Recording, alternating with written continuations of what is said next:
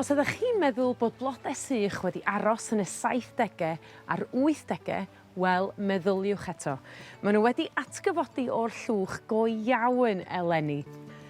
Un rheol syml iawn wrth gasglu blodau ar gyfer i'w sychu ydy mae eisiau gwneud hynny ar ddiwrnod braf. Ddim yn y bore oherwydd mae'n dal wlith o gwmpas, ond mae ganol pnawn ar ddiwrnod fel heddiw yn amser perffaith i wneud hynny.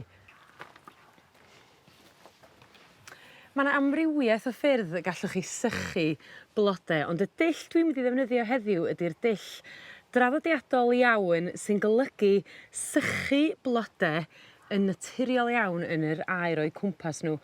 A be' ma' hynny'n olygu ydy i'w hongia nhw ben i weired. A wedyn dwi'n mynd i glymu nhw gyda darn o'r cortyn yma, ond dim rhaff o gortyn ydi o, weiren wedi'w amgylchynu gyda papur. A ma'n dipyn haws na cortyn, oherwydd cwbl dwi'n gor'o' neud ydi i'w droellio, a mae e'n aros yn sownd at 'i gilydd. Dwi'n mynd i sychu'r helichrysum yma yr union 'r fath a'r rhein, jyst i gosod nhw ar declyn fel hyn. Fysach chi'n gallu defnyddio weiar chicken wire ne' rwbeth, a jyst i'w gosod i'w penne ar i fyny. A ma'r rhein 'di sychu yn hyfryd, a fedrwch chi weld yr siâp del sydd arnyn nhw, a ma' nw'n teimlo ac yn swnio yn union fel papur. Ma'r amser neith hein gymyd i sychu yn amrywio o flodyn i flodyn, ond neith o gymyd rhwng 1 wythnos a 6 wythnos i'r rhein i gyd fod yn sych ac yn barod i'w cadw ar gyfer gwneud addurniade Nadolig, neu fedrwch chi ddefnyddio nhw i wneud trefniant yn syth bin. A rŵan mae gennai bob dim wedi'w baratoi o'm mlaen i mwyn addurno'r cylch bach du 'ma. Ond yn gynta dwi isio ychwanegu weiar at yr helichrysum yma.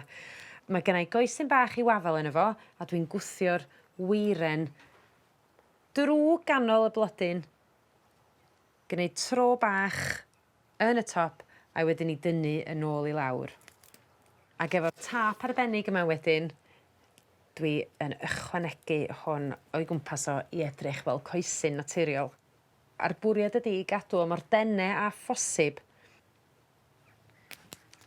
fel 'ne. A fyddai'n gwneud hynny i bob un o'r rhein.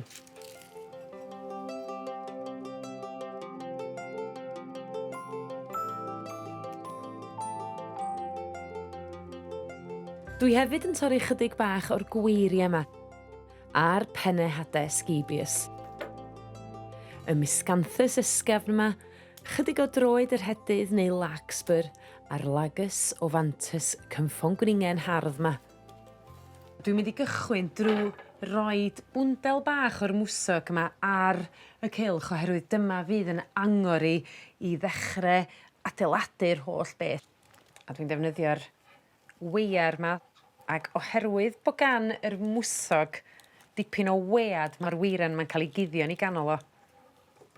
A dwi'n neud hwn yn reit dyn fel nad ydi o'n llithro rownd yr cylch 'ma. Dwi am gychwyn efo'r Muehlenbeckia 'ma sy'n rhoi symudiad naturiol o amgylch y cylch, ac yna ychwanegu yr helichrysum dwi wedi'w baratoi. Ac ychwanegu chydig o fwsog unwaith eto. Wel, dwi'n meddwl bod hwn yn edrych yn ddigon del, ond rŵan dwi angen ffindio cartre iddo fo ar y wal yn rwle.